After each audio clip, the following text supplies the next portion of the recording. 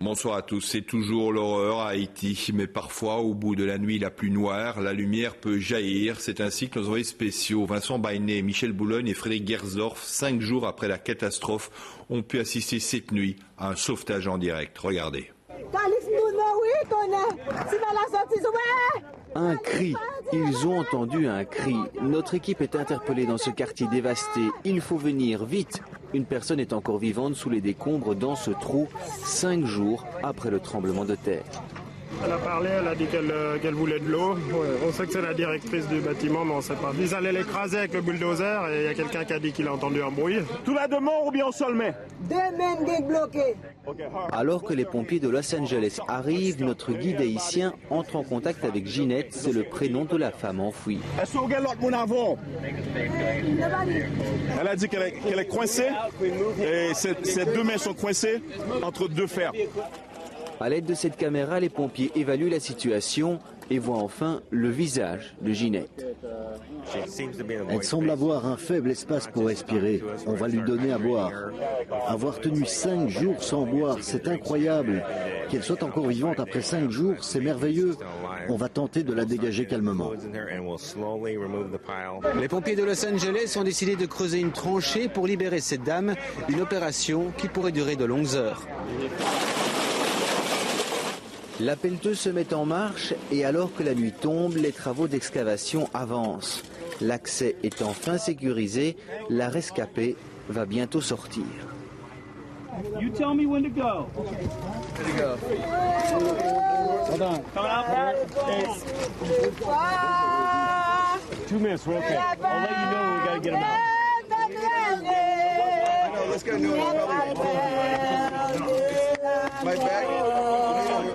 Après 5 jours sous terre, la main déchiquetée, Ginette chante et prie avec son fils Calixte et son mari Roger. Vous avez toujours cru que vous alliez vous en sortir, madame? Évidemment. Évidemment. Je pose tant de questions à Dieu. Je lui ai demandé, oui, pourquoi? Pourquoi moi? Pourquoi? Une femme comme elle ne peut pas mourir comme ça. Vous l'avez entendu pendant ces 5 jours? Oui, mercredi, on a pu pénétrer à l'intérieur à l'aide d'un petit garçon et puis il a entendu sa voix qui criait « Jésus, Jésus, sauve-moi ». Cet épilogue heureux que l'on qualifie ici de miracle est surtout dû au travail remarquable et à la persévérance. Je pense que le jour de ma mort n'était pas arrivé. Je frappais, mais personne n'entendait.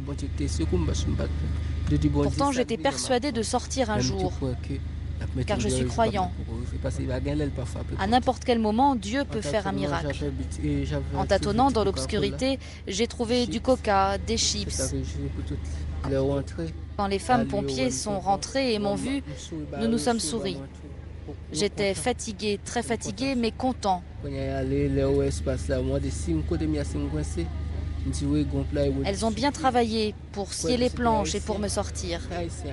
Je remercie les Français, surtout parce que les Haïtiens n'auraient pas pu le faire par manque de patience et de moyens.